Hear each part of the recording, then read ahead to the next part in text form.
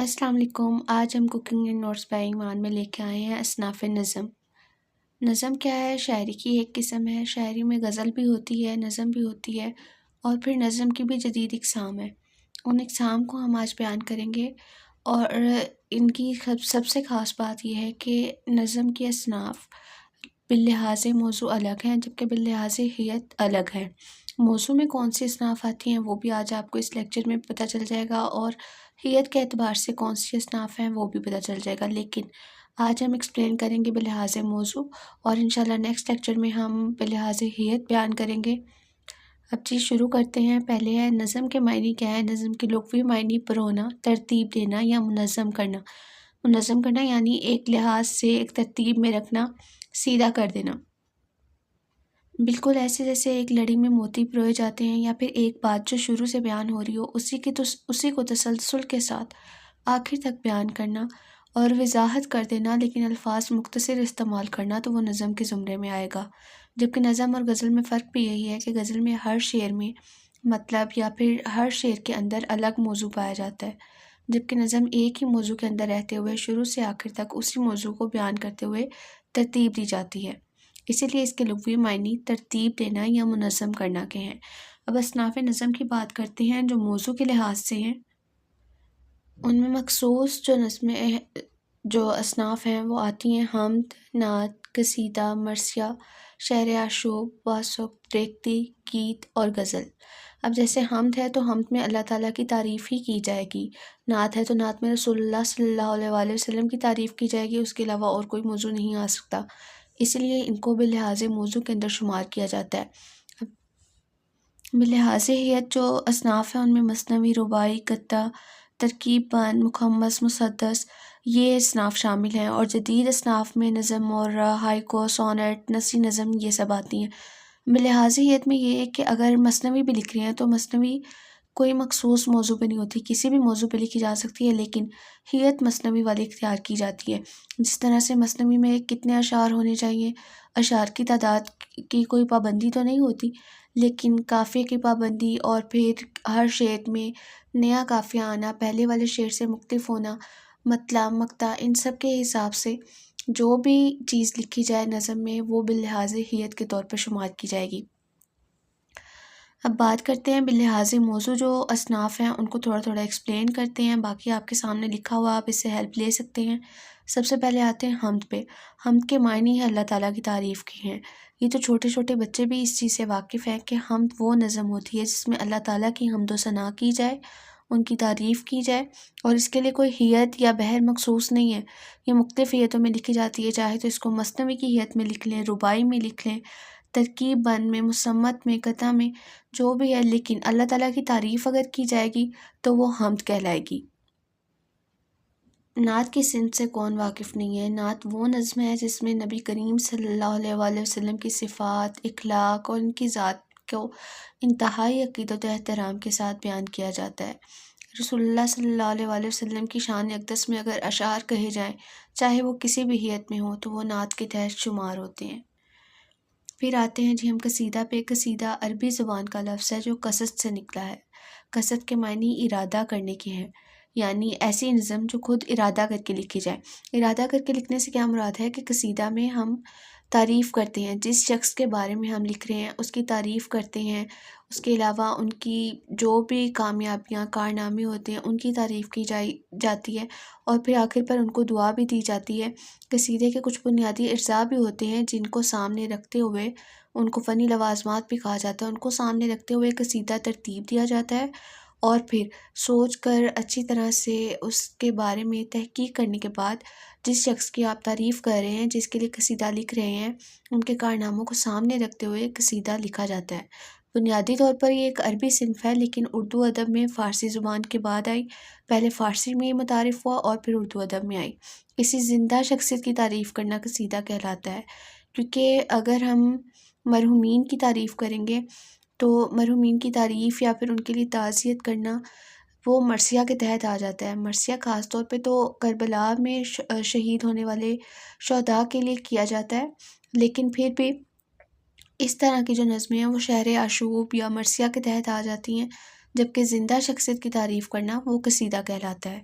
یہی فرق ہے قصیدہ اور مرثیہ میں اور شعر آشوب میں۔ اب قصیدے کے اجزاء کیا ہیں؟ تشبیب، گریز، مدح، مدح اور پھر دعا۔ آخر پر دعا دینے کے بعد شاعر اگر کسی بادشاہ کی تعریف کر رہا ہے تو دعا کے بعد وہ انعام و کرام کا طالب ہوتا ہے۔ اس کو یہ ہوتا ہے کہ اب ہمیں انعام سے نوازا جائے، اور پھر جو تعریف کر رہا ہوتا ہے وہ تعریف کرنے والے سے، جس کی تعریف ہو رہی ہوتی ہے، اس سے انعام بھی حاصل کرتا ہے۔ پھر ہم آتے ہیں مرثیہ پہ۔ مرثیہ ایسی صنف نظم ہے کہ کسی شخص کی وفات پر غم کا اظہار کیا جائے۔ اب یہ دیکھیے، مرثیہ ایسی صنف ہے جو خاص طور پر کربلا کے شہداء سے منسوب کی جاتی ہے، لیکن یہ اگر آپ کی کوئی ذاتی مرحوم ہیں تو آپ ان کے بارے میں بھی لکھ سکتے ہیں، تو ایسے مرثیے کو شخصی مرثیہ کہا جائے گا۔ اگر کسی قومی رہنما کے بارے میں لکھ رہے ہیں تو پھر رسمی مرثیہ کہا جائے گا۔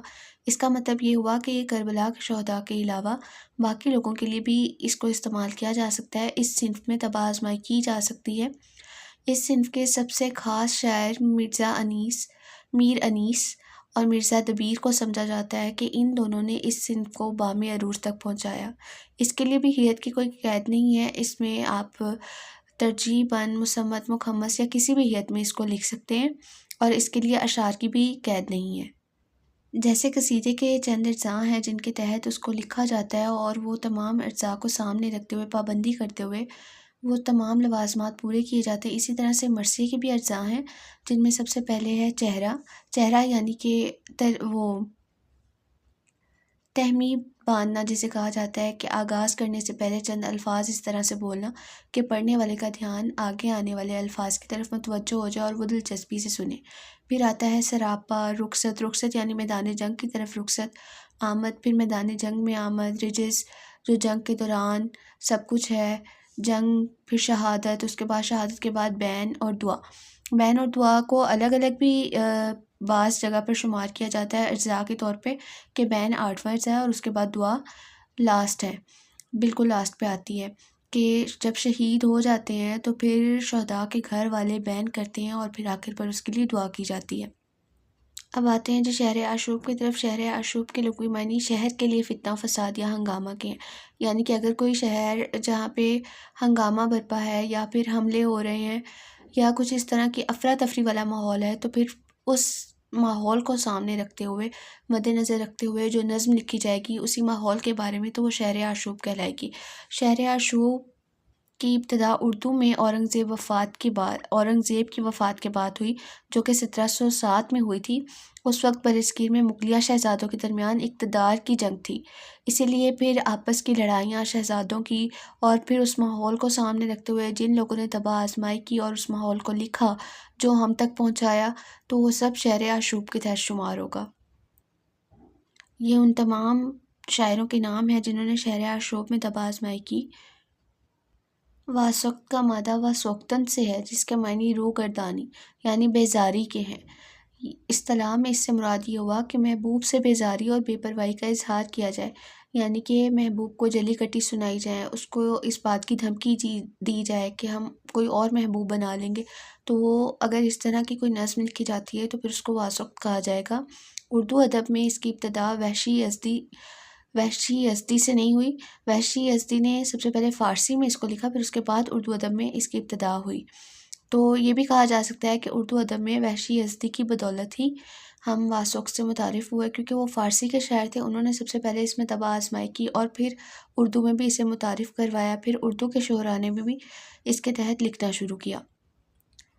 ریختہ ایک ایسی صنف ہے جس میں عورت کو ایک عاشق جبکہ مرد کو ایک معشوق کے طور پر پیش کیا جاتا ہے۔ عام طور پر اگر مرد حضرات شاعری لکھتے ہیں تو وہ اپنے آپ کو عاشق اور عورت کو محبوب کے طور پر پیش کرتے ہیں، لیکن اس میں خاص طور پر صرف عورت ہی اپنے آپ کو بیان کر رہی ہوتی ہے، اپنے الفاظ کے ذریعے اپنے جذبات کا اظہار کر رہی ہوتی ہے، اور مرد کو معشوق کے طور پر یعنی محبوب کے طور پر پیش کیا جاتا ہے، تو اسی لیے اس کا نام ریختہ ہے۔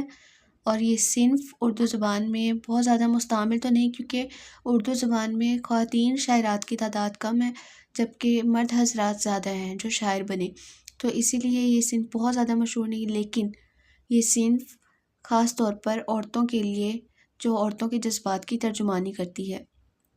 اور ضروری نہیں ہے کہ اس کو خواتین شاعرات ہی استعمال کرتی ہیں، مرد حضرات شاعر بھی اس کے تحت لکھتے ہیں، اور وہ اس طرح سے اپنے الفاظ کا اظہار کرتے ہیں کہ وہ ایک عورت کے طور پہ یہ سب کچھ دیکھ رہے ہیں، اور اپنے جذبات کا اظہار کرتے ہوئے یوں لگتا ہے کہ جیسے کوئی عورت اس بات کو لکھ رہی ہے، اور وہ اپنے محبوب یعنی مرد کے بارے میں کچھ الفاظ لکھ رہی ہے، اپنے جذبات کا اظہار کر رہی ہے، احساسات کو بیان کر رہی ہے۔ ان میں خاص طور پہ رنگین اور انشان طبع آزمائی کی۔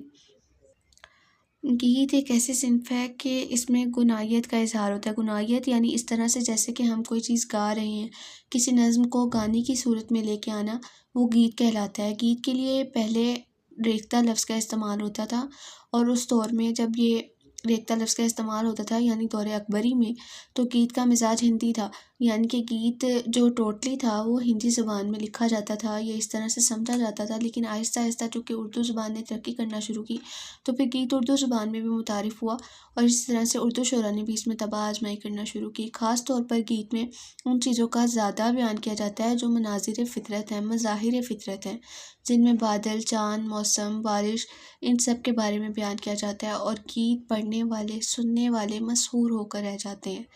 یہ ہم اس کو یہ نہیں کہہ سکتے کہ اس میں زیادہ دکھ بیان کیے جاتے ہیں، جبکہ یہ لوگوں کے دلوں کو سکون دینے کے لیے یا اطمینان دینے کے لیے، لوگوں کو مسحور کرنے کے لیے، تھوڑا پرسکون کرنے کے لیے یہ گیت متعارف کروایا گیا، اور اسی طرح سے اس میں آج تک طبع آزمائی کی جا رہی ہے، اور آج بھی جدید شعراء میں گیت نگاروں کے نام سب سے اہم ہے۔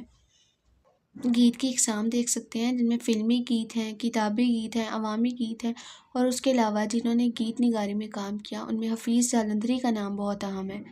اور اس کے علاوہ عظمت اللہ خان، قیوم نظر، ساحر لدھیانوی، احمد راہی اور ساغر صدیقی کے نام اہم ہیں۔ اب آتے ہیں جی اصناف نظم میں سے ایک صنف غزل۔ غزل اردو ادب کی مقبول اور مشہور ترین صنف ہے۔ غزل عربی زبان کا لفظ ہے جس کے لغوی معنی عورتوں سے باتیں کرنا ہے، لیکن اس کے بارے میں یہ بھی کہا جاتا ہے کہ جب ہرن کا شکار کوئی کرتا ہے تو شکار کے وقت یا پھر شکار سے بچتے وقت ہرن کے منہ سے ادا ہونے والی دردناک آواز جو بہت دور تک جاتی ہے کہ بعض اوقات شکاری بھی اس آواز سے ڈر جاتے ہیں، اس کو غزال کہا جاتا ہے۔ کیونکہ ہرن کو عربی میں غزل کہا جاتا ہے، اس لیے اس آواز کو غزال کہا جاتا ہے، یعنی دردناک چیخ اور آواز۔ تو اسی سے صنف غزل بھی متعارف ہوئی، کیونکہ غزل میں بھی دردناک احساسات اور جذبات کا اظہار کیا جاتا ہے، اور اسی طرح کے الفاظ استعمال کیے جاتے ہیں جن میں قلبی واردات کا بیان ہوتا ہے، یعنی دل کے جذبات اور احساسات بیان کیے جاتے ہیں۔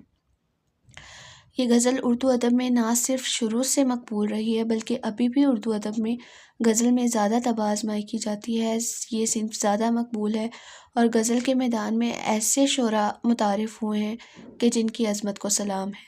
سب سے پہلے تو اقبال، غالب، میر، فیض، حسرت، یہ سارے ہمارے پرانے شعراء ہیں، اور جدید دور میں بھی نظم میں ابھی بھی لوگ طبع آزمائی کر رہے ہیں، لکھ رہے ہیں۔ جدید دور کے غزل گو شعراء میں جون ایلیا، منیر نیازی، ان کا نام بہت مشہور ہے، ان کے علاوہ ان کی غزلیں بہت مشہور ہیں۔ غزل کے اشعار کی تعداد میں تو کوئی پابندی نہیں ہے، لیکن اگر 5 سے 7 یا 8 اتنے اشعار ہوں تو پھر ان کو بہترین غزلیں تصور کیا جاتا ہے، کیونکہ بہت کم الفاظ میں اپنی بات بیان کر دی جاتی ہے، اپنے دل کا مدعا بیان کر دیا جاتا ہے، اور حقیقت سے لوگوں کو روشناس کروا دیا جاتا ہے۔ لیکن غزل کے لیے کچھ حد تک مخصوصیت ہوتی ہے کہ غزل کے دونوں مصرے ہم قافیہ و ہم ردیف ہونے چاہیے، اور اس کے علاوہ غزل کا پہلا جو شعر ہے وہ ہم قافیہ و ہم ردیف ہوتا ہے تو اس کو مطلع کہتے ہیں، آخری شعر جس میں شاعر اپنا تخلص استعمال کرتا ہے اس کو مقطع کہتے ہیں۔ باقی تمام اشعار کے اندر ہر مصرے کو ہم قافیہ ہم ردیف نہیں ہونا چاہیے، لیکن ہر شعر ہم قافیہ و ہم ردیف ہوتا ہے، تو اسی لیے اس کو غزل تصور کیا جاتا ہے۔